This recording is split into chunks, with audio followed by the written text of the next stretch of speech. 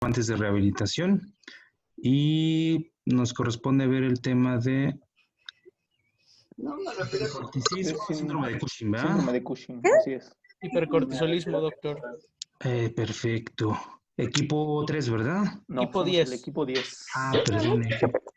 Perdón, equipo 10. Ya no quiero que peleemos otra vez, pues entonces ya te dije que no se gustaba. Bueno, creo que es importante que mencionemos esta patología ya que es muy frecuente y debemos de saber cómo diagnosticarla, cómo detectarla, hacer los diagnósticos diferenciales y darle tratamiento, ¿verdad? Entonces, si quieren, comenzamos. Claro. Perfecto, doctor. Buenas tardes, compañeros. Buenas tardes, doctor. Buenas Nosotros somos tardes. el equipo 10. Está integrado por Vargas Carango, Jorge Bryan, un servidor, y Vázquez Mucho gusto. Martínez, Andrés Manuel, mi compañero. Vamos a darles la plática del día de hoy que va a ser de Cushing. La siguiente, por favor. Hablando un poquito sobre la historia de esta alteración, de este síndrome, pues en 1912 Harvey Cushing fue la primera persona que describió algunos esbozos sobre esta patología. Una mujer de las tantas pacientes que le llegaban, tenía 23 años y tenía estos rasgos característicos clínicos de la patología. 20 años después de estar realizando investigación sobre los cuadros similares que llegaban, le designó el nombre de síndrome poliglandular, que era una anomalía en la hipófisis que ocasionaba esta hiperplasia, que generaba secundario una hipersecreción de cortisol. Algunos de los que tenían este síndrome no necesariamente se ocasionaban gracias a una alteración en la glándula suprarrenal, sino que eran niveles aún más altos. Entonces ya en 1962 ya es cuando se le da como tal el término de síndrome de Cushing, haciendo diferencia a lo que es la enfermedad de Cushing. Más adelante vamos a hablar acerca de un poquito de eso. La siguiente, por favor. El hipercortisolismo, también denominado como síndrome de Cushing, va a ser, como lo dice su nombre, un síndrome, un conjunto de signos y de síntomas que van a ser resultantes a la elevación a las concentraciones altas de cortisol en sangre y obviamente a la hiperfunción de esta hormona en cada uno de los tejidos diana. Como lo dice ahí en la diapositiva, abarca síntomas y signos asociados a la exposición prolongada de concentraciones inapropiadamente altas de glucocorticoides plasmáticos libres. El término de Cushing o de síndrome de Cushing también está asociado a describir todas las causas que originen signos y síntomas producto de un hipercortisolismo, una hipercortisolemia, ¿ok? La enfermedad de Cushing está encaminada únicamente a describir o a explicar una de las tantas causas que causan el síndrome de Cushing, que es a nivel central. En la mayoría de los casos es un adenoma hipofisiario, lo que genera la enfermedad de Cushing. La enfermedad de Cushing únicamente hace referencia a que la causa del síndrome de Cushing es a nivel central. La siguiente, por favor. Hablando un poquito de la epidemiología, tenemos que es una enfermedad poco común. Va del 0.7 a 2.4 por 1 millón de habitantes por año. Esto en algunas bibliografías, en otra encontré que va de más o menos de 3 por cada 100.000 por año. Y bueno, la epidemiología varía un poquito de acuerdo a la causa del síndrome o de la enfermedad. Por ejemplo, en la enfermedad de Cushing es el tipo más frecuente de síndrome de Cushing y representa el 80% de los casos reportados. Tiene una mayor frecuencia en mujeres, tiene una relación de 5:1, aunque por ahí leí también que podía variar desde 15:1. Y la edad promedio del diagnóstico va a ser de entre 20 y 40 años. Sin embargo, como ya veremos más adelante, también se puede presentar el síndrome de Cushing infantil o en personas mayores. Por otra parte, el síndrome en niños también. el síndrome de Cushing infantil, el síndrome de secreción ectópica de ACTH, que se identifica con más frecuencia en varones, representa el 10% de los pacientes con síndrome de Cushing dependientes de ACTH. Más al ratito en el diagnóstico, y mi compañero en la etiología también lo va a mencionar, los vamos a diferenciar si es dependientes o independientes de ACTH. El iatrogénico, de manera global, es decir, hablando de, independientemente de si es dependiente o independiente de ACTH, la causa más común va a ser la iatrogénica, que es causada por el uso médico de glucocorticoides. Y bueno, por último tenemos la causa suprarrenal primaria, que Y va a siempre es inadecuado, ¿no? Ese uso, o sea, siempre normalmente Sí. a veces abusan los pacientes de ellos, se automedican o Exactamente. están mal la dosis, ¿verdad? Es por eso. Y Sí. bueno, la causa suprarrenal primaria, que va a representar el 10% de los pacientes con síndrome de Cushing, y en este caso la mayoría de pacientes van a ser mujeres. Ujú. Vamos a dar acerca del cortisol y glándula suprarrenal un poquito de generalidades para entender un poco la etiología y también parte del cuadro clínico. Como generalidades podemos decir que pues, la glándula suprarrenal a nivel histológico tiene dos porciones, que es la porción externa y la porción interna. La porción externa es la corteza, la interna es la médula. Y el lugar donde se secreta el cortisol, que es la hormona importante en esta patología, se secreta en la corteza. La corteza a nivel histológico tiene tres capas, tres estratos celulares, la zona glomerular, que es la capa más externa, que está por debajo de la cápsula suprarrenal. La zona fasciculada, que es digamos, la más importante en este caso, porque es la que produce los glucocorticoides. La zona glomerular, la de hasta arriba, produce los mineralocorticoides, como lo es la aldosterona. Y más profundamente, que está íntimamente relacionada con la médula, es la zona reticular, que esta produce lo que son los andrógenos, los esteroides sexuales, es la parte que se encarga de producirlos. Ujú. La siguiente, por Exacto. favor. Y la médula, la adrenalina, ¿no? Y no la adrenalina, Exactamente.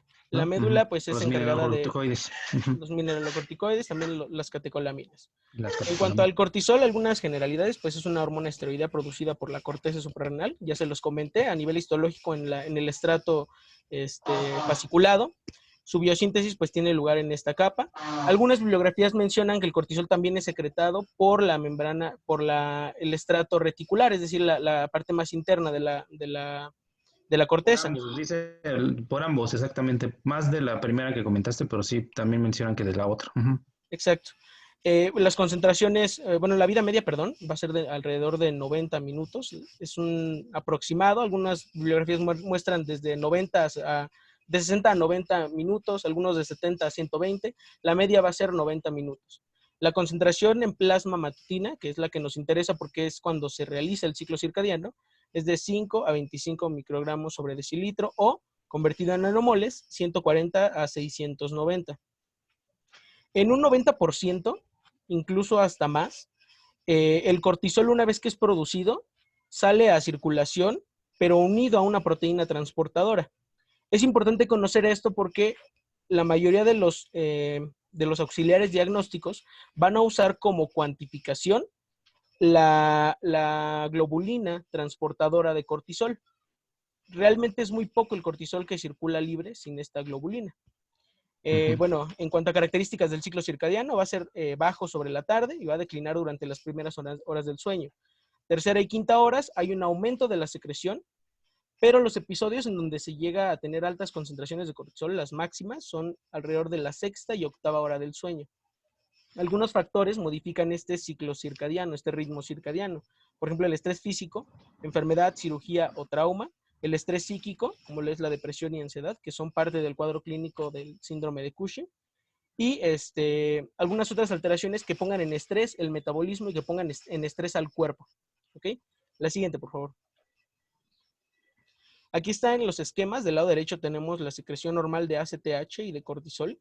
Como podemos observar en la esquina superior izquierda, tenemos la secreción de ACTH, que es la hormona que estimula la adenocorticotropina, que estimula la secreción de cortisol directamente en la corteza. Lo que nos interesa saber de aquí son los picos. Como lo pueden observar, los picos de ACTH están alrededor de la sexta a octava hora. Es el pico máximo que se tiene de estimulación de cortisol. En el esquema de abajo en la gráfica de abajo, perdón, viene la secreción de cortisol que está básicamente a esas mismas horas. Es la mayor secreción de cortisol a las 8, de 6 a 8 de la mañana. Del lado derecho tenemos los esquemas, las gráficas de enfermedad de Cushing, que es a nivel central alteración. La gráfica de arriba tenemos la de ACTH y vemos que en efecto hay una pérdida del ritmo circadiano, hay una serie de picos durante todo el día, durante las primeras horas del día, desde las 12 hasta las 12 de la tarde, y hay un decremento evidente, pero sigue sin estar ausente el pico. Sigue existiendo y por ende, en el esquema de abajo, en la gráfica de abajo, podemos ver que la secreción de cortisol de igual manera siempre está aumentada. Todo Esto el tiempo. es Algo importante que hay que entender sobre el ciclo circadiano y sobre el eje en general es que siempre va a haber una respuesta aguda fisiológica, va a haber una respuesta crónica fisiológica, pero va a haber también una respuesta crónica patológica, que es lo que nos va a dar el síndrome de Cushing. La siguiente, por favor. Aquí está la imagen del eje, en general, el eje hipotálamo, hipófisis, suprarrenal. Este eje tiene un control neuroendocrino por tres mecanismos. Uno es el ritmo circadiano, que es básicamente lo que les expliqué previamente. La secundaria va a ser en respuesta a estrés por hipoglucemia, por hipotensión, por fiebre, por trauma, por alguna cirugía, por quemaduras.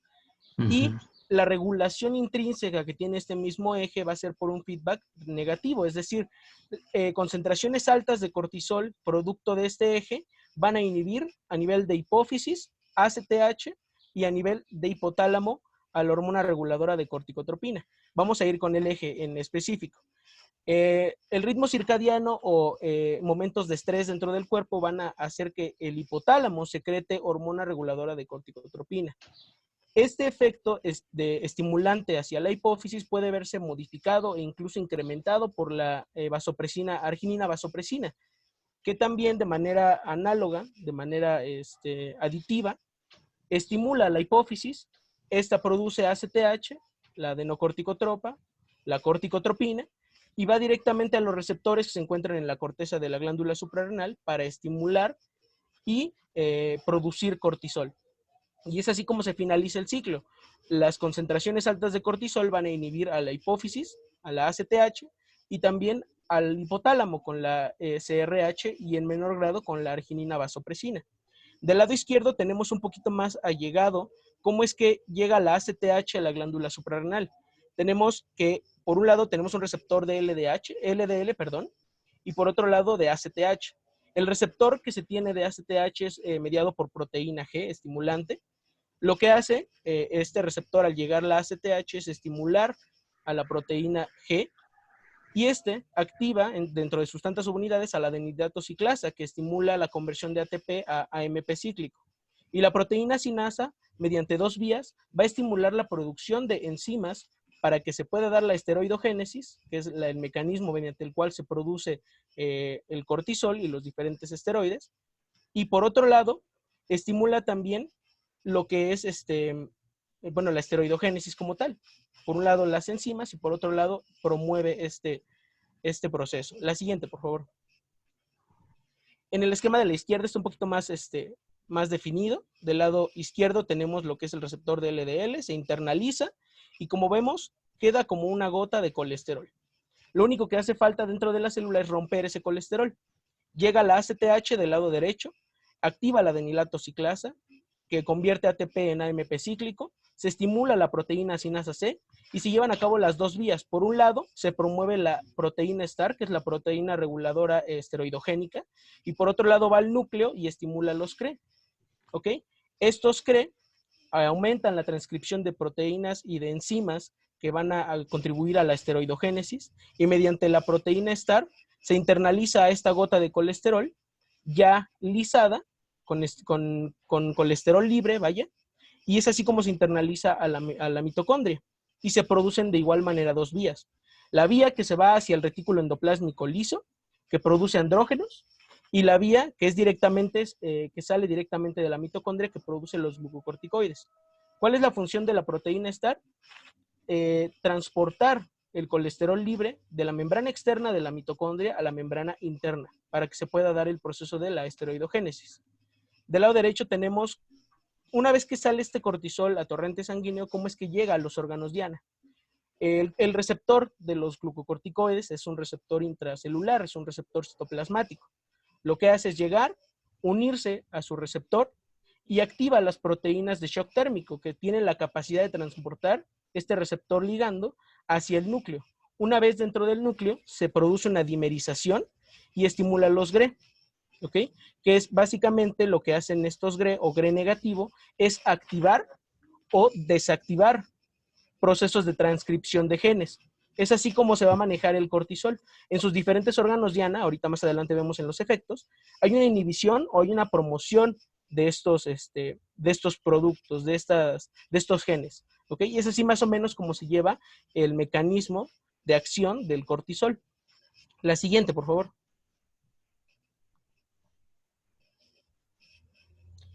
Y bueno, aquí tenemos los ejemplos, los productos y los efectos que tiene el cortisol sobre los diferentes sistemas. Tenemos a nivel oftalmológico, por ejemplo, el aumento de la presión intraocular, producción del humor acuoso también, y un aumento también de los depósitos de matriz extracelular en las mallas trabeculares. Como estos son sistemas de drenaje, al tener estos depósitos se disminuye el drenaje, lo cual causa aún más presión intraocular. A nivel de piel, músculo y tejido conjuntivo va a inducir una resistencia a la insulina, una inhibición de la división de la síntesis de DNA por las células epidérmicas, es decir, va a disminuir la diferenciación epidérmica. Y en el músculo va a producir atrofia por proteólisis muscular. En el hígado, que es uno de los mecanismos más importantes del cortisol, va a generar gluconeogénesis y glucogenólisis. Esto por una parte porque está estimulando el glucagón al hígado y por otra parte porque se ponen en marcha estas vías catalíticas de los carbohidratos en presencia de cortisol. Hay un aumento también de la lipólisis secundario de liberación de ácidos grasos y glicerol. Y hay una menor captación de glucosa en tejidos periféricos, lo mencionamos en el músculo cuando se produce la resistencia a la insulina y la insensibilización a la glucosa. En el caso de las gónadas, hay una pérdida de la sensibilidad a lo que es la hormona luteinizante, hay una supresión de los estrógenos y de los diferentes ejes que también están relacionados aquí. Por ende, hay una disminución de la ovulación y la amenorrea. ¿Ok? En el tejido óseo y en el metabolismo del calcio en general, va a inhibir la función osteoblástica, va a predominar la función osteoclástica, va a estimular también lo que es la resorción ósea y va a disminuir la proliferación y síntesis de RNA, de colágeno y aluronato. Disminuye la absorción gastrointestinal de calcio y aumenta su excreción renal. En cuanto al riñón, va a retener sodio y va a perder potasio.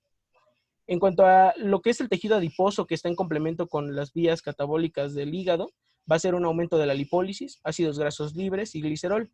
Estimula también la diferenciación de los adipocitos.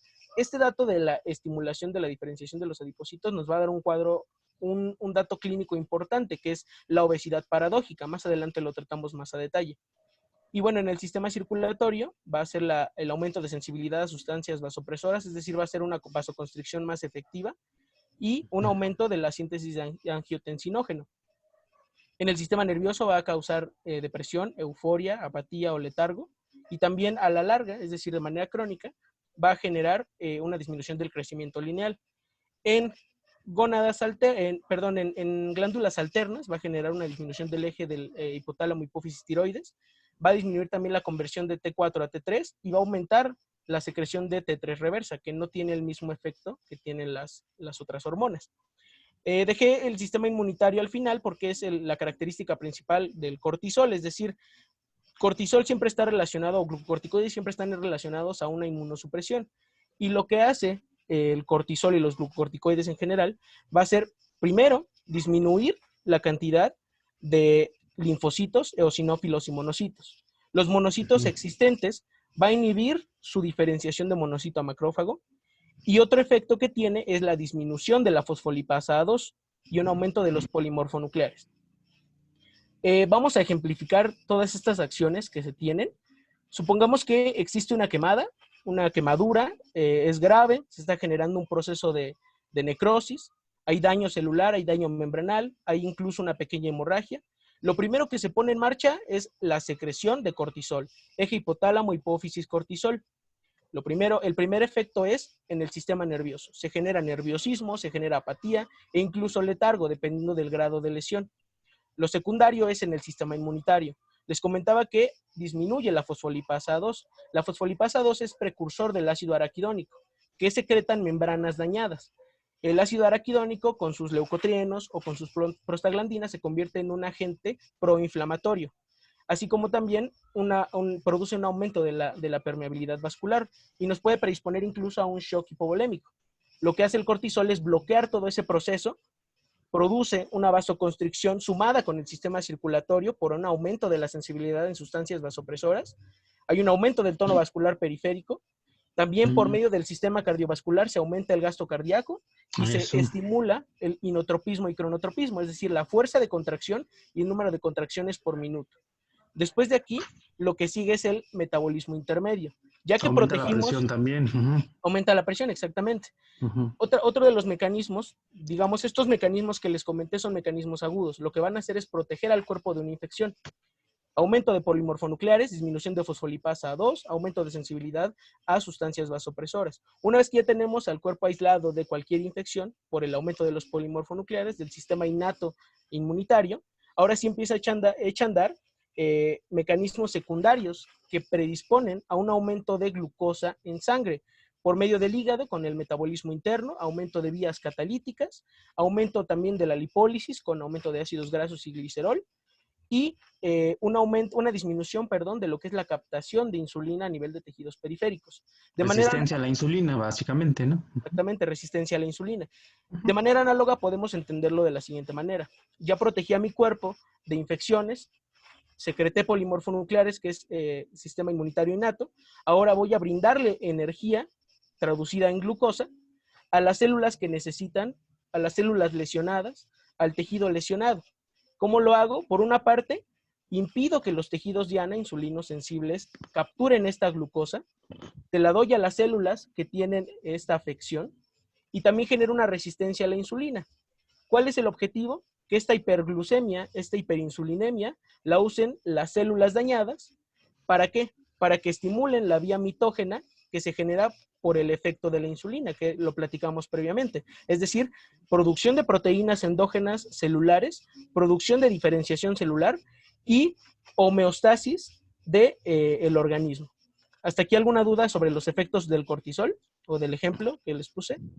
Ninguna, gracias. No, está muy bien. Gracias. La siguiente, por favor. Ahora, en cuanto a la etiología. Como les comentaba Emanuel previamente en la epidemiología, son dos grandes grupos que se consideran en la mayoría de las bibliografías para considerar la etiología del síndrome de Cushing, que es la dependiente de ACTH y la independiente de ACTH. En algunas bibliografías muestra también un grupo aún más grande, que es síndrome de Cushing endógeno y síndrome de Cushing exógeno. El síndrome de Cushing endógeno es el que va a dividirse en síndrome de Cushing dependiente de ACTH e independiente de ACTH. Y el exógeno es propiamente dicho el Cushing iatrogénico o el iatrogénico, ¿ok? De manera, digámoslo así, ejemplificada, vamos a mencionar cada uno de estos. De manera dependiente de ACTH tenemos lo que es la enfermedad de Cushing, que como lo dice ahí el puntito en color gris, en color naranja, perdón, va a estar más que nada la alteración a nivel central, a nivel de hipotálamo o a nivel de hipófisis, que es lo que va a alterar todo este eje. En el puntito azul tenemos el síndrome de producción ectópica de ACTH. Si se fijan, en este ejemplo puse el pulmón y puse a la tiroides. El síndrome de producción de ACTH se genera a partir de proliferaciones celulares en otros órganos. Por ejemplo, el síndrome de producción ectópica de CRH a nivel de hipotálamo se produce por carcinomas tiroideos o carcinomas prostáticos. El síndrome de producción ectópica de ACTH se produce por una estimulación exógena que produce un carcinoma bronquial, que es lo más común que se puede encontrar. La hiperplasia suprarrenal macronodular, de igual manera, es secundario a una estimulación constante de ACTH por alguna alteración en hipotálamo, en la hipófisis o propiamente dicho también en la glándula suprarrenal. Por el lado de las que son independientes a ACTH, tenemos el adenoma o carcinoma de glándulas suprarrenales secretoras de cortisol, que es alrededor de menor del 5%. Si se fijan, las que son independientes de ACTH, ahí lo puse en el puntito, son propias de la glándula suprarrenal debido a que no tienen algún otro estímulo. En la hiperplasia suprarrenal nodular primaria y pigmentada y síndrome de Carney son trastornos genéticos que lo que producen son nódulos secretores de cortisol, básicamente eso. En el síndrome de McCune-Albright, lo que se produce es un aumento de la estimulación de las proteínas GS estimulantes. Esto a nivel de todos los tejidos glandulares. Hay afección en tejido tiroideo, hay afección en tejido gonadal e incluso hay afección en lo que pues propiamente decimos de la glándula suprarrenal. En la hiperplasia macronodular, macronodular independiente de ACTH es un trastorno genético que lo que produce es una secreción aberrante, es decir, una hipersecreción de receptores para ACTH. Es independiente de ACTH porque la secreción de ACTH es normal, pero lo que genera esta alteración, este hipercortisolismo, es un aumento de la captación de ACTH a nivel de la glándula suprarrenal. Y bueno, el síndrome de Cushing diatrógeno, que es o administrar como tal glucocorticoides o administrar ACTH para los tratamientos que le correspondan a cada uno. La siguiente, por favor. Estos son los cuadritos que más o menos les explicaba en la diapositiva anterior. Pásale a la siguiente, por favor. La siguiente. Y bueno, en cuanto al cuadro clínico, como les comentaba, todo parte de la premisa de tenemos una reacción del cortisol que es aguda fisiológica, una que es crónica fisiológica y una que es crónica patológica, que es el caso, que ya conlleva una degradación en la función, en la fisiología de los órganos. Comenzamos, por ejemplo, con el oftalmológico, que lo que produciera un aumento de la presión intraocular por producción también del humor acuoso y depósitos de matriz extracelular en la malla trabecular. Esto nos lleva a un déficit en lo que es el drenaje de este humor acuoso y nos lleva a un glaucoma. La exoftalmia es un dato clínico importante porque más adelante vamos a ver que en tejido adiposo se generan infiltraciones adiposas en diferentes partes del cuerpo. Una de ellas es la región retroocular y por eso se origina la exoftalmia. Origina también cataratas, esto es un poco más raro. En cuanto a piel a músculo, que inhibía lo que es la diferenciación epidérmica, disminuía la resistencia, aumentaba la resistencia a la insulina en tejidos periféricos como lo es el músculo. Lo que va a originar de manera crónica y patológica va a ser adelgazamiento cutáneo en el dorso de la mano, denominado como el signo de Lidl. También lo pueden encontrar como el signo del papel de fumar. Y va a originar también una estimulación en los melanocitos que origina hiperpigmentación. Debido a esta disminución del grosor de la piel, hay una mayor predisposición a hematomas, hay una mayor predisposición a infecciones, como lo es el acné, hirsutismo y alopecia frontal. Eso también originado por una hiperaldosteronismo o una hipersecreción también de diferentes hormonas. Tenemos también lo que son las estrías rojo-violáceas que se encuentran en la parte del abdomen o en los pliegues, como lo son los pliegues axilares, y en la parte del abdomen bajo. Y hay una disminución del proceso de cicatrización y atrofia muscular. Ahora, a nivel metabólico, es decir, incluyendo efecto hepático y efecto adipógeno, tenemos un efecto diabetógeno global, también traducido como una diabetes suprarrenal, que lo que hace es poner en marcha las vías accesorias para la producción de glucosa de novo, es decir, gluconeogénesis, con una mayor sensibilidad al glucagón, y también la glucogenólisis. Por otra parte, tenemos lo que es la menor captación de glucosa en tejidos periféricos y una resistencia a la insulina periférica. Exacto. Y en el tejido adiposo tenemos una obesidad visceral, centrípeta, mediastínico y subcutáneo. Ahora, surge aquí la pregunta, ¿por qué si se está estimulando la lipólisis, por qué el paciente no baja de peso y por qué engorda? Esa puede llegar a ser la pregunta. Previamente yo les comentaba que se acordarán de un dato que les había dado, que es que el cortisol, de manera fisiológica, estimula la diferenciación celular en los adipocitos. Es decir, aumenta el número de productores de ácidos grasos libres. Este tejido adiposo se diferencia, aumenta, y es por eso que el paciente, en lugar de bajar de peso, aumenta. Obviamente esta diferenciación de adipocitos tiene diferentes tropismos, por así decirlo. Se va hacia la grasa visceral, se va a la grasa mediastínica, se va al tejido subcutáneo y pues tiene preferencia en lo que es la cara, en la columna tóraco-cervical y en la región retroocular, que es lo que da la exoftalmia. En la cara da la fascia de luna llena, que es en la región temporal, en la región de los pómulos, en la región hipomandibular, y es lo que genera esta característica fascia de luna llena. En No la así las extremidades, que ahí no pasa todo lo contrario, ¿no? Que vemos la atrofia muscular. Atrofia muscular, exactamente. Ahí no se acumula la grasa. Sí, básicamente es una atrofia muscular lo que se genera. En la columna tóraco-cervical se genera la característica jiba de búfalo también.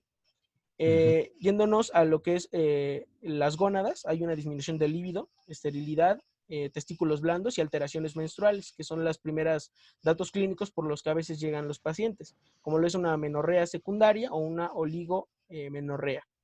En el tejido óseo va a generar una osteopenia debido a una inhibición de la actividad osteoblástica, lo que genera osteoporosis y predispone a fracturas patológicas, fracturas por compresión, que es una disminución del grosor de las vértebras, y el paciente lo refiere como una lumbalgia o como un dolor de espalda. En el caso del gastrointestinal se generan úlceras pépticas, y en el caso del sistema renal se generan cálculos renales por una hipercalciuria, se generan colecciones de calcio que se endurecen y es lo que produce los cálculos a nivel de la pelvis renal. Y poliuria. Ahorita la poliuria y la polidipsia lo vamos a explicar un poquito más adelante a nivel del sistema nervioso central. El sistema cardiovascular, el dato principal es la hipertensión y edema malolar, taquicardia, cardiomegalia y ateroesclerosis. Primero, por el aumento del inotropismo y cronotropismo, y secundario, la ateroesclerosis por el aumento de ácidos gasos libres en lo que es el torrente sanguíneo. En cuanto a la tiroides, pues va a ser una disminución del eje hipotálamo hipófisis tiroides, una disminución de la TSH y una disminución también de la conversión de T4 a T3 y una predisposición o un gobierno de lo que es la T3 reversa, que pues no es, digámoslo así, metabólicamente tan activa. A nivel del sistema nervioso central, se genera respuesta ante las diferentes alteraciones del efecto diabetógeno global. Por una parte tenemos lo que es la poliuria y polidipsia, secundaria a un aumento de la osmolaridad, de una diuresis osmótica, y se generan estos dos datos clínicos. Lo que les comentaba previamente, una disminución del crecimiento lineal y las alteraciones propiamente dichas del sistema nervioso central, que es una cefalea, la habilidad emocional, irritabilidad, ansiedad, depresión. De hecho, depresión es un diagnóstico diferencial de lo que es el hipercortisolismo. Ahora, volví a dejar el sistema inmunitario hematológico al final, porque de igual manera se generan infecciones recurrentes. Lo interesante de aquí es que en mayor grado o en mayor frecuencia las infecciones recurrentes son por infecciones ya previamente existentes. Por ejemplo, en pacientes que tienen infección por herpes virus, se les genera un herpes zóster, una neuropatía herpética, se le genera una reactivación de todas estas infecciones que previamente ya habían tenido. ¿Esto por qué? Porque hay una disminución de las células del sistema inmunitario adquirido. Hay un gobierno, hay un aumento de los polimorfonucleares que no pueden llegar a tener un efecto tan, digámoslo así, tan compensador ante las reactivaciones de estas infecciones. Tenemos una leucocitosis, tenemos eosinopenia y tenemos linfopenia. También hay un aumento de la coagulabilidad que nos predispone a alteraciones como trombosis venosa profunda y tromboembolia pulmonar. La siguiente, por favor. Es a nivel sistémico el efecto. Aquí están una serie de imágenes, en los puntitos hay un dato clínico, por ejemplo, en la de la esquina superior izquierda tenemos la fascia de media luna, de luna llena, perdón, tenemos el hirsutismo y tenemos también el acné. En la parte del cuello tenemos pues lo que es la jiba de búfalo, tenemos las estrías también en los pliegues axilares. En la imagen de abajo tenemos lo que es la plétora facial, el enrojecimiento facial, tenemos también un poco de acné. En la de al lado, del lado derecho, tenemos lo que es alopecia frontal, que es uno de los datos clínicos también. En la de al lado tenemos las micosis ungueales, que son las más frecuentes. Y del lado, la final del lado derecho, pues tenemos lo que es la jiba de búfalo. En la parte de arriba tenemos un poquito de edema en los miembros inferiores, en los miembros pélvicos, edema maleolar. Tenemos la obesidad central y tenemos la característica jiba de búfalo. Del lado derecho tenemos lo que son las estrías rojo-violáceas en la parte del abdomen bajo. La siguiente, por favor.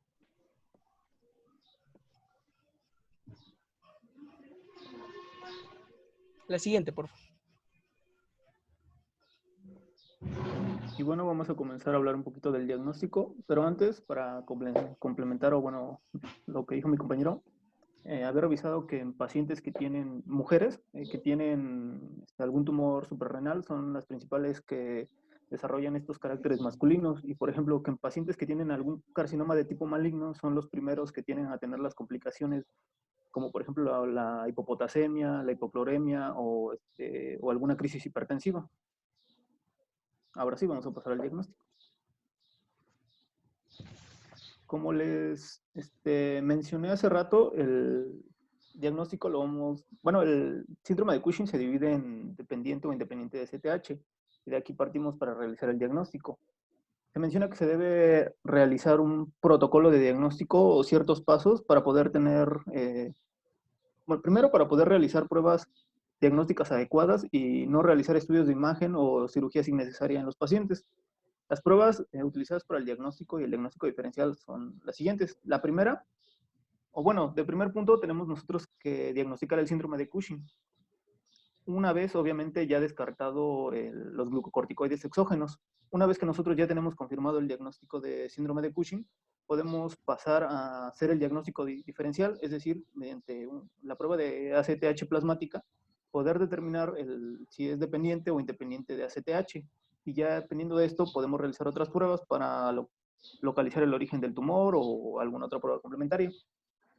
Para el diagnóstico, las pruebas que se sugieren es el cortisol salival nocturno, el ritmo circadiano del cortisol plasmático, la expresión urinaria del cortisol libre y la prueba de supresión de dosis bajas de dexametasona.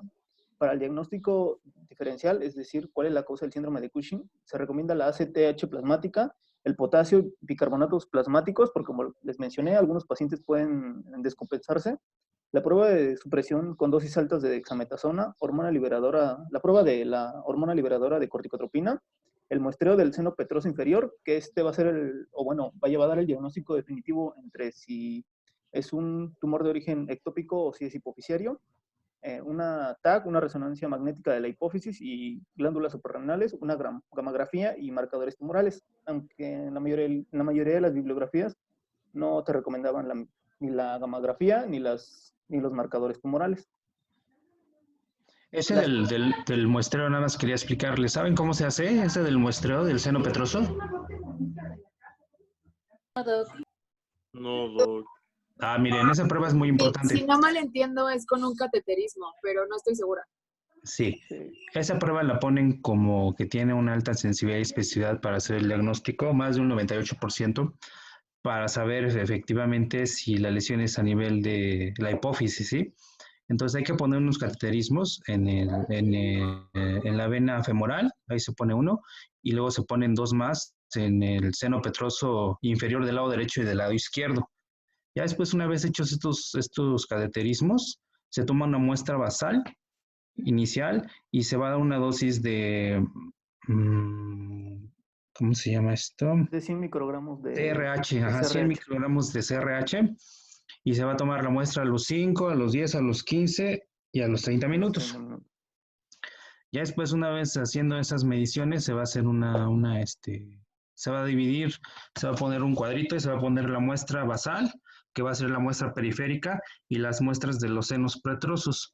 Y entonces va a ser una división entre ambas, se va a dividir la periférica de la de los senos petrosos, se saca una relación, y si es menor de 2, se dice que no es de la hipófisis. Si es mayor de 3, ya se dice que es la hipófisis, ¿verdad? De dónde viene. Les voy a explicar los valores de cómo interpretar. Ándale, entonces esa prueba sí es muy importante. Lo único que pues sí es invasiva, es costosa y ahí tienen que saberla hacer, ¿verdad? Para donde la mandemos. Entonces digo, es muy buena para detectar eso en cuanto a la sensibilidad y especificidad, pero sí, sí hay que saber quién la puede hacer y cómo interpretarla. Doctor, también yo había leído que se está proponiendo recientemente que en vez del seno petroso se utilizara la yugular interna. No sé sí, también podría ser otro punto. También se puede, si no la femoral, la yugular interna, sí. También, sí. Exacto. Y me da una al comentario. Gracias, doctor. Bueno, vamos a comentar con las pruebas de diagnóstico para el síndrome de Cushing. Las pruebas son la excreción urinaria de cortisol libre, la supresión a dosis bajas de dexametasona, el ritmo circadiano de cortisol plasmático, esto a las 11 p.m., y el cortisol salival nocturno.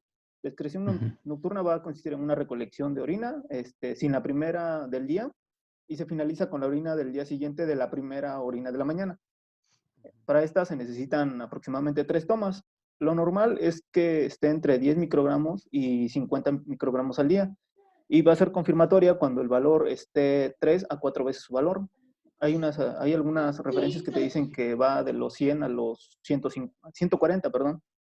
La supresión a dosis bajas de la dexametasona consiste en una administración oral de 1 miligramo de dexametasona entre las 11 p.m. y las 12 a.m., seguida de la medición del cortisol sérico a la mañana siguiente, a las 8 o 9 de la mañana. Como les comentó mi compañero en las generalidades, el pico máximo se da entre estas horas. Otra opción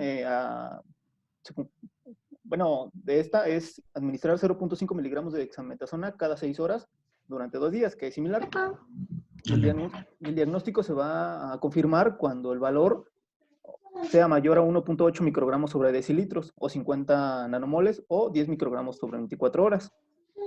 Ahora, el cortisol salival nocturno.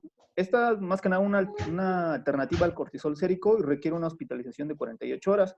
El diagnóstico se va a confirmar cuando la prueba tenga un valor mayor a 0.145 microgramos sobre decilitro o 144 nanogramos sobre decilitro o su equivalente a 4 nanomoles sobre litro. Y el ritmo circadiano del cortisol plasmático a las 11 p.m. Esta evalúa la normalidad del ritmo circadiano del cortisol y como les mencionó mi compañero Jorge, en el síndrome se pierde este ritmo circadiano y se mantiene elevados los niveles de cortisol. También se necesita una hospitalización previa de 48 horas y características adecuadas. Mencionan que el paciente no tiene que estar expuesto a factores de estrés y cositas así, pero pues al hospitalizarlo por el simple hecho se me hizo un poquito incoherente, ¿no? Y eso te ayuda también a diferenciar entre un pseudo-Cushing del síndrome de Cushing.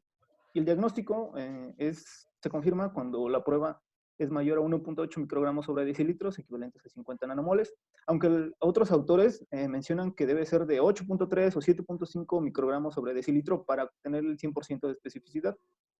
Emma, ahí en esa donde dices de que no debe tener factores estresantes, que te pareció incoherente, yo creo que se refiere la literatura a factores estresantes físicos, no psíquicos, porque el psíquico, aunque sea importante y sí influya, no es tan importante o tan impactante en ese momento que un trauma, alguna infección o algún otro tipo de trauma físico que sí puede estar condicionando la alteración en el paciente.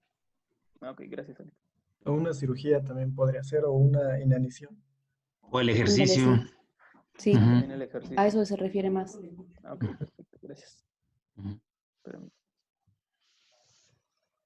Y bueno, aquí primero en las dos gráficas de abajo vemos el comportamiento de la secreción. En la primera de la izquierda, de secreción del cortisol en personas normales con síndrome de Cushing y con síndrome de ACTH ectópico. En la línea roja observamos la secreción normal de cortisol, y como vemos el pico máximo está a las 9 a.m. y decrementa en la noche, y en la noche es cuando tiende a subir. Como podemos ver en el síndrome de Cushing y en el síndrome de ACTH ectópico, los niveles se mantienen elevados. Lo mismo en la gráfica de lado, la pérdida del ritmo circadiano. En una persona normal tenemos que los niveles van a incrementar durante toda la madrugada y van a decrementar hasta llegar a la noche del otro día, mientras que en un paciente con Cushing severo se van a mantener estos picos. Y aquí arriba se les ejemplifica las características fisiológicas y patológicas de la respuesta del eje a la supresión al efecto de la supresión con la dexametasona. En la primera, vemos cómo funciona el eje. El hipotálamo estimula la SRH a la hipófisis anterior para la secreción de ACTH, la glándula adrenal secreta el cortisol y se da un feedback negativo. En la enfermedad de Cushing, en la segunda, te ejemplifica cómo sería esto en un tumor. Hay una secreción de ACTH y hay un incremento en el cortisol. El cortisol sí logra hacer un feedback negativo en el hipotálamo, pero no en la hipófisis debido al tumor.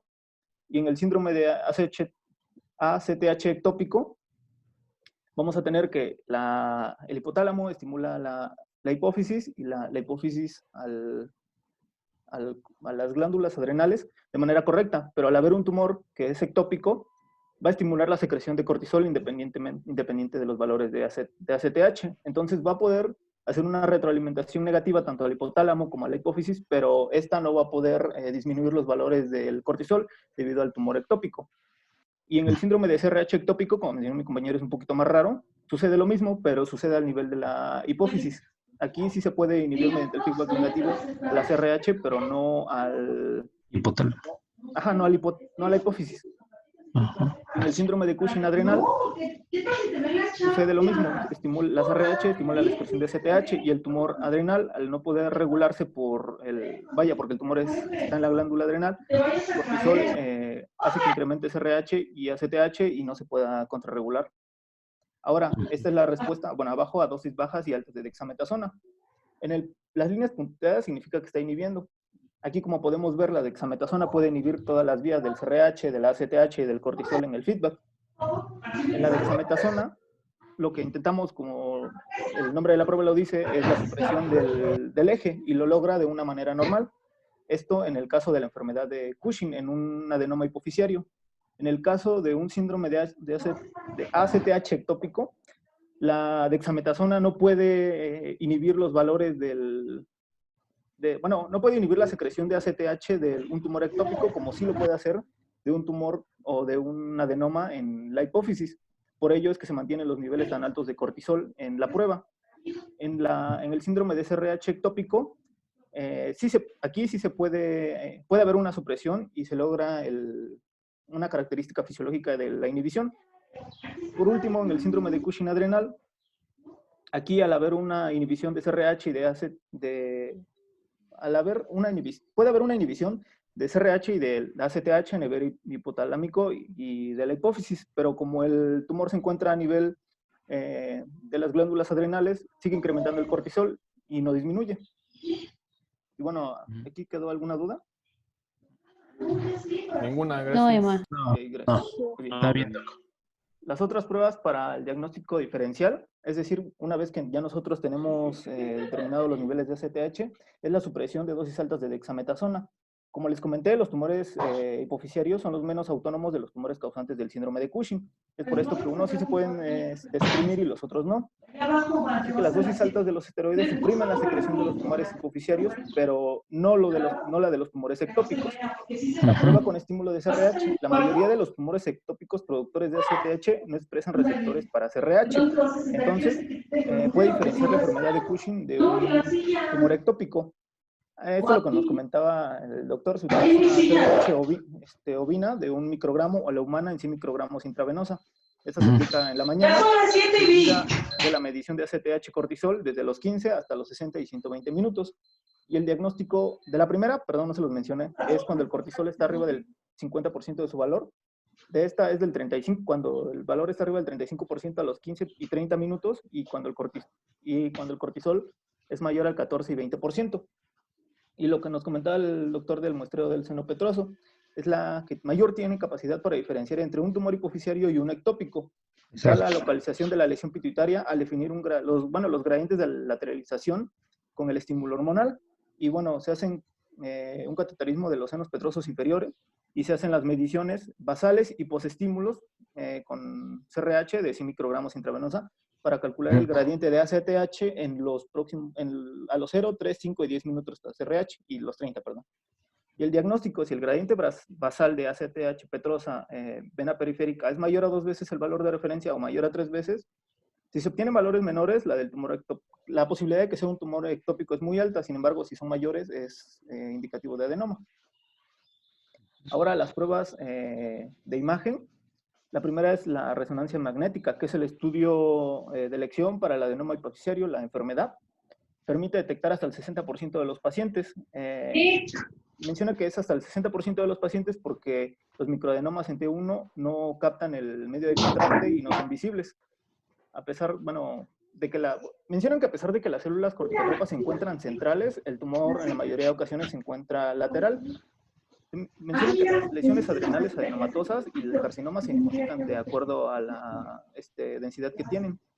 Si es hipo o isotensa respecto al músculo en T1 e hipertensas en T2 con respecto al hígado, mientras que el carcinoma se va a identificar como una masa hipertensa en T2 debido al bajo contenido de grasa y el líquido que compone la neoplasia. En las lesiones adrenales, ¿cómo lo explico? En las lesiones adrenales, en la mayoría de estas, cuando son menores de 4 centímetros, no se logran diferenciar muy bien. Aquí, de acuerdo a las unidades de, ¿cómo se llama? Hillspan, no me acuerdo cómo se pronuncia.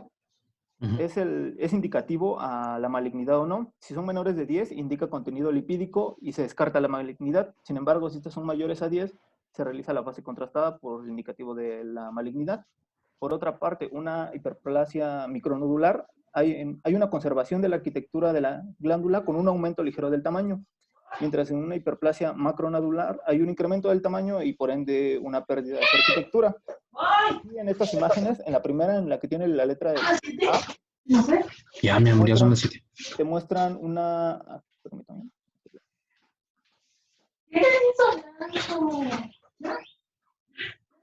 Aquí es donde te indican las glándulas suprarrenales en estado normal.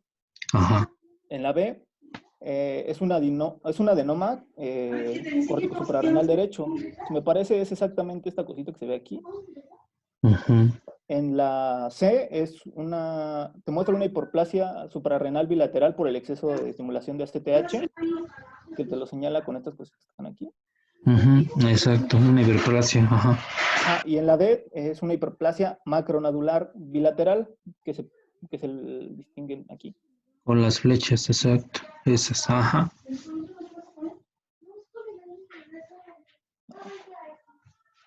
Bueno, ¿hasta aquí alguna duda? Ninguna, gracias. No, ninguna, gracias. Ok, para el diagnóstico les mencioné que tenemos que llevar un algoritmo, y este es el que se propone en la mayoría de los libros. Primero tiene la sospecha clínica del síndrome de Cushing. Previo a esto excluyes, o antes de realizar los estudios, excluye la exposición a un exógeno y pasas a realizar las pruebas o los estudios iniciales para la confirmación del diagnóstico de síndrome de Cushing. Son los que les mencioné. Se menciona que debes de tener 2 estudios por lo menos positivos de los estudios de confirmación iniciales. En caso de que a lo mejor tengas 1 o 2 que te salen negativos, pero tienes una clínica que te indica síndrome de Cushing, puedes realizar los otros estudios de segunda línea.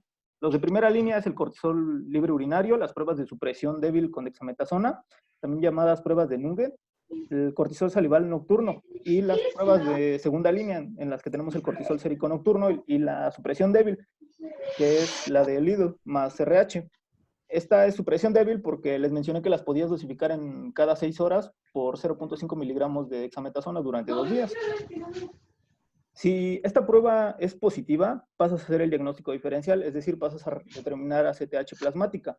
Si la ACTH está normal o elevada, es decir, mayores a 15 picogramos sobre mililitro, piensas en un síndrome, o bueno, es indicativo de un síndrome de Cushing que depende de ACTH, mientras que si es menor a 5 picogramos sobre mililitro, es independiente de ACTH y tienes que localizar o la fuente ectópica o el carcinoma renal. Suprarrenal, perdón, disculpen. Seguimos en donde dice diagnóstico diferencial 2. Aquí, como es dependiente de ACTH, lo más probable es que sea la enfermedad de Cushing, o sea, un adenoma hipoficiario. Pasas a realizar una resonancia magnética, una prueba de SRH, esta que se aumenta mayor al 40% a los 15 o 30 minutos, más el incremento del cortisol que les mencionaba, mayor al 20% a los 40 o 60 minutos, después de la administración intravenosa, consideras el diagnóstico positivo. Las pruebas con dosis elevadas de dexametasona, supresión de cortisol mayor a 50% después de 2 miligramos de dexametasona cada 6 horas por 2 días. Esto es similar a la prueba con bajas dosis, pero incrementas la dosis de 1 a 2 miligramos cada 6 horas. Ahora, si la prueba de SRH y dosis alta de dexametasona son positivas, es indicativo de una enfermedad de Cushing, y el tratamiento de elección para estos casos es la cirugía hipoficiaria transesfenoidal. Si los resultados son dudosos, pasas a realizar el muestreo del seno petroso inferior, y dependiendo de los valores que te dé, si es positivo, es indicativo de un adenoma hipoficiario. Por otra parte, si es negativo, es un síndrome de Cushing independiente de ACTH. Ahora, si la prueba de SRH y dosis alta de dexametasona son negativas, te sugiere una producción ectópica de ACTH. Entonces, es indicativo también de un síndrome de Cushing independiente. Y del otro lado, donde dice diagnóstico diferencial 1, ACTH en plasma, el siguiente paso es localizar y extirpar la fuente ectópica de ACTH, es decir, suprarrenales en tomografía computarizada sin aumento. Tenemos 2, una hiperplasia suprarrenal macrodural o un micronodular bilateral. El tratamiento de elección es la suprarrenalectomía bilateral.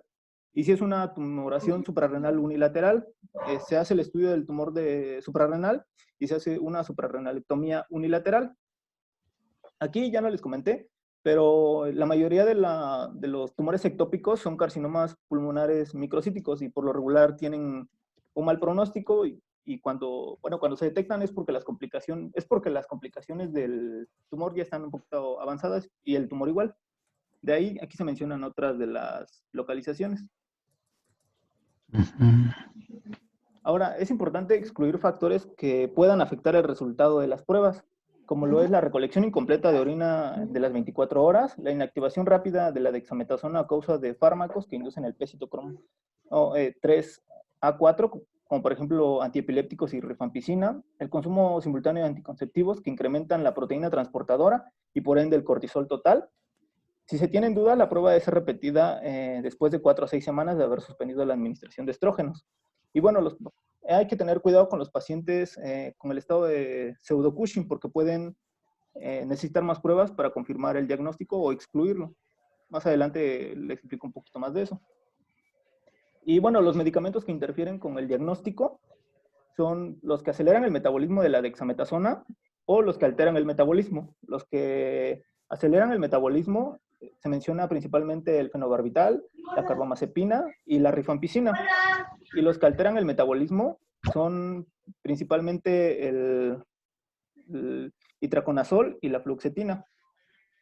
También hay drogas que elevan la globulina transportadora de esteroides y pueden elevar falsamente el cortisol sérico, como son los estrógenos y el mitotane. También drogas que pueden elevar el resultado del cortisol urinario libre, como la carbamazepina, el fenofibrato y algunos corticoides sintéticos. Ahora, respecto al pseudo-Cushing, son estados que cursan con características clínicas y bioquímicas del síndrome de Cushing, pero la hipercortisolemia va a ser secundaria a otros factores. Los 3 principales que se describen son el alcohol, la depresión y la obesidad.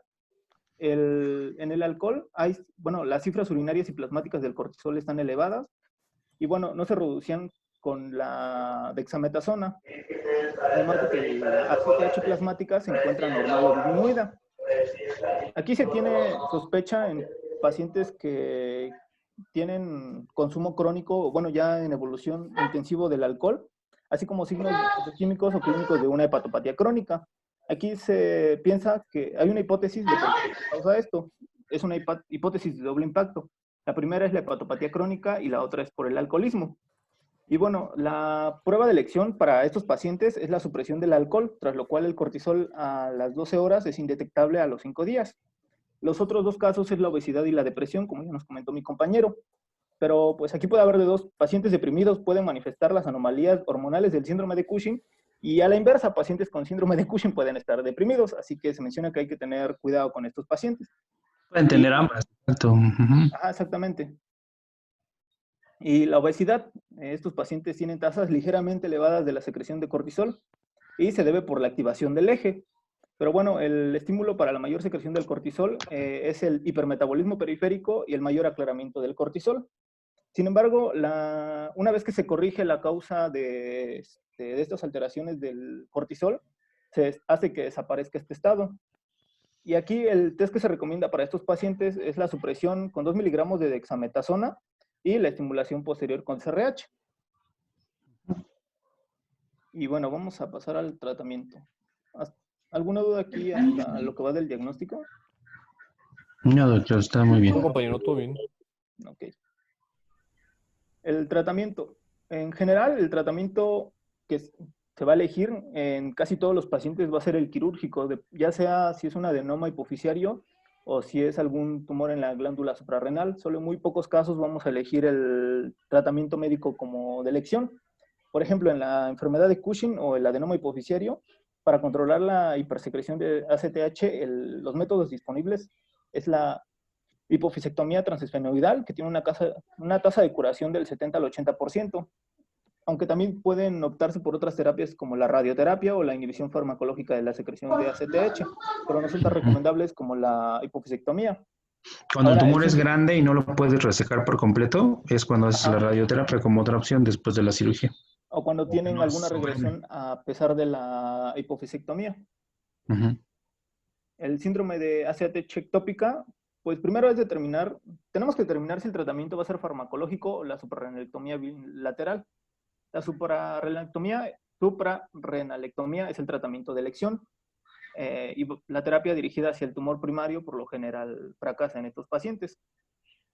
Si la enfermedad, si el síndrome el tumor ectópico ya hizo metástasis significativa o no se puede localizar el tumor tras 6 meses de intensa investigación, la elección médico va a ser la suprarrenalectomía bilateral para controlar los niveles de cortisol o el tratamiento médico.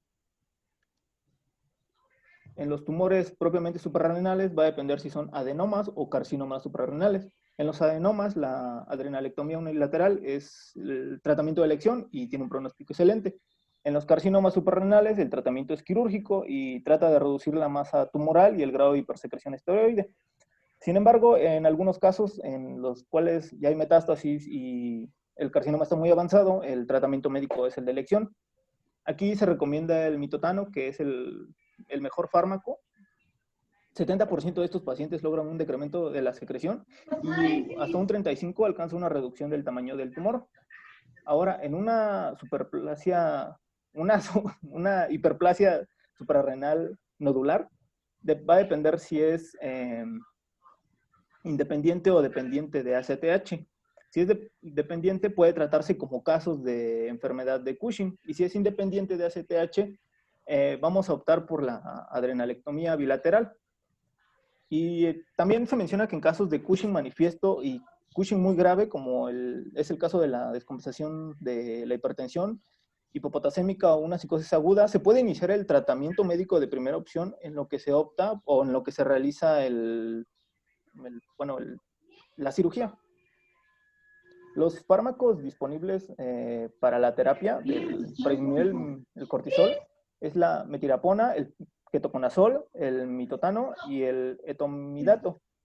La metilapona inhibe la biosíntesis del cortisol a nivel de la 11-beta hidroxilasa. Las dosis iniciales son de 500 miligramos divididas en 3 veces por día, con una dosis máxima de 6 gramos. El objetivo va a ser una concentración plasmática media de cortisol de 11 microgramos sobre decilitros o una cortisoluria libre normal. Por otra parte, el ketoconazol, que es un antimicótico, este va a inhibir los pasos iniciales de la esteroidogénesis. Las dosis iniciales y las que recomienda la guía de práctica clínica son de 200 miligramos en 3 dosis por día, con una dosis máxima de 1200 miligramos. Y el mitotano, que es el que les mencioné, que se utiliza en carcinomas suprarrenales. Este es un derivado de un insecticida y se elige con mayor frecuencia para estos pacientes porque causa atrofia y necrosia suprarrenal, por ello que mejora tan drásticamente los niveles de cortisol. Aunque también se menciona que se puede utilizar en dosis más bajas para pacientes que no tengan el carcinoma.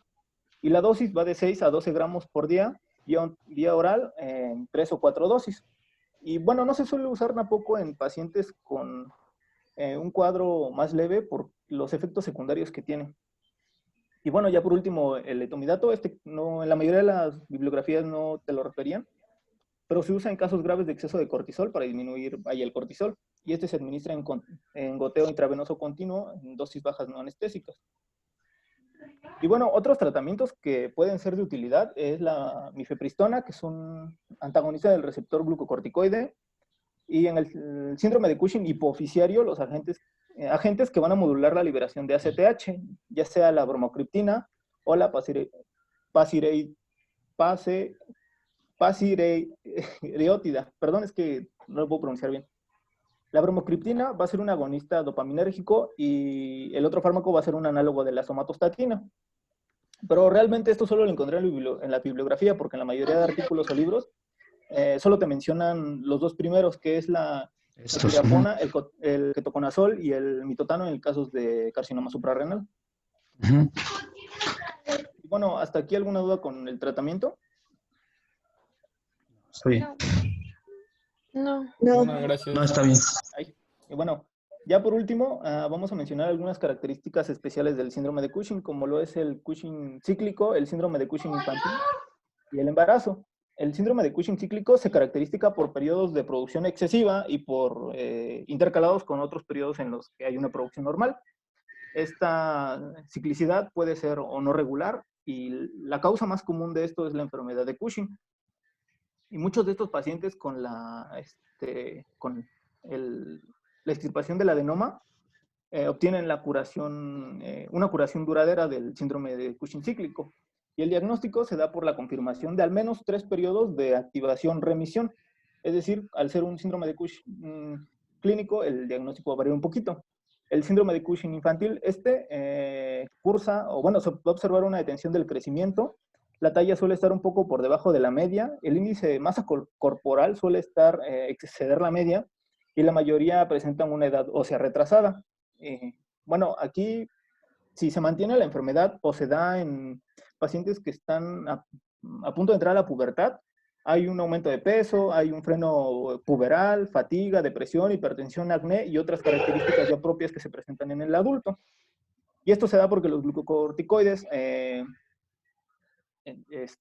actúan a nivel de los condrocitos epifisiarios, a nivel del eje y a nivel de la hormona de crecimiento. Y en el embarazo, Aquí ¿puedo comentar algo? Sí, claro, doctor. Aquí en el síndrome infantil en los niños es del 10% la frecuencia. En niños pequeños el único dato que encontramos es el aumento de peso, es el más característico. Y como tú comentabas, la talla, todo esto, pueden presentarse estos otros datos, ¿sí? Y es más frecuente que sea dependiente de la glándula suprarrenal, adenomas, carcinomas o hiperplasia, ¿sí? Sí, sí. Y obviamente el tratamiento pues se da igual como en el adulto, ¿verdad? Como lo que ya mencionaba. Sí, exactamente. De hecho, se sigue el mismo proceso diagnóstico para los Pero sí pequeños. se presenta en el niño, entonces igual también no es frecuente, pero también hay que pensarlo, ¿no? Sí, sí. Si tienen los datos clínicos. Y bueno, por último, en el embarazo, la mitad de las pacientes se presentan con un adenoma suprarrenal. Sin embargo, el síndrome de Cushing verdadero inducido por el embarazo remite después del parto. Y es un poquito complicado el diagnóstico porque tanto las mujeres embarazadas como, bueno, con un embarazo normal como aquellas con síndrome de Cushing presentan estrías, presentan hipertensión y diabetes gestacional. Así que esto complica un poquito el diagnóstico. Es complicado. Es raro, ¿verdad? No es frecuente. Y exactamente, es muy, muy raro. Es más raro que el síndrome de Cushing infantil. Y el embarazo normal, recordemos que conlleva una triplicación del cortisol plasmático por el incremento de las proteínas de transporte, así que también puede darnos un pseudo Cushing. Y en estos pacientes se puede elegir el tratamiento quirúrgico y bueno, había mencionado que la metilapona es el tratamiento de elección al no ser teratogénico, o bueno, no en medida como los demás. Se asocia a amenazas de parto prematuro, bajo peso al nacer, en la embarazada que tenga hipertensión, diabetes y preeclampsia. Y pues creo que sería todo. ¿Cuál sería la tasa de la mortalidad? La tasa de mortalidad en pacientes es que tengan un Cushing. Había leído que antes del tratamiento, los pacientes con el diagnóstico de síndrome de Cushing tenían una tasa de mortalidad de hasta el 70-80% a los 5 años. Pero igual va a depender un poquito de si es un carcinoma o si es un adenoma hipofisiario. Pero no encontré así una específica de... No tumorales hablan de un 2 a un 4%, de una tasa de letalidad. Y que ya los que tienen, principalmente la causa son por las cuestiones cardíacas, ¿verdad? Que ya comentaron los efectos. Principalmente eso es lo que les causa la mortalidad. Y esta aumenta si ya dieron tratamiento en los tumorales, si ya hicieron la resección y no remite por completo los síntomas, puede aumentar hasta un 5 o 6%. Okay. Y bueno, es importante todo lo que comentaron, además de todo este tratamiento que ya vimos los aspectos quirúrgicos, los aspectos médicos, los aspectos psicológicos también son muy importantes. Entonces, a esos pacientes hay que darle seguimiento hasta que revierta los niveles de cortisol y vayan desapareciendo los síntomas del mismo síndrome, ¿no? Hay que darles vigilancia para ver esto, hay que dar reemplazo hormonal sustitutivo de acuerdo a lo que se requiera. Y hay que darles apoyo psicológico. Eso es algo muy importante que también no debemos olvidar, ¿verdad? Sí, sí. ¿Sí? Pues dudas, doctores, dudas. Sería todo por nuestra parte. No ¿Ninguna, doctor? ¿Alguna duda o comentario? No, doctor. Pues muy bien, doctores, Lo hicieron muy bien, estuvo muy bien el tema. ¿Sí?